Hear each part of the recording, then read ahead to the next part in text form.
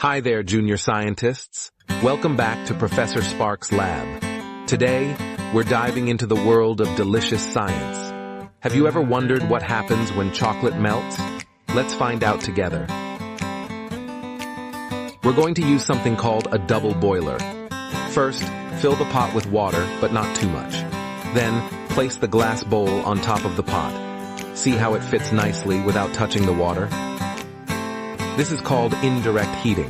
The hot steam warms up the bowl, melting the chocolate slowly and smoothly. Isn't it cool how it turns from solid to liquid? That's because chocolate melts at a low temperature, around 86 to 90 degrees Fahrenheit. So, what's happening here? Chocolate is made of cocoa butter and sugar. When it gets warm, the solid cocoa butter turns into liquid, making it ooey gooey and perfect for dipping strawberries or marshmallows. Great job, junior scientists. Now you know how to melt chocolate and why it works.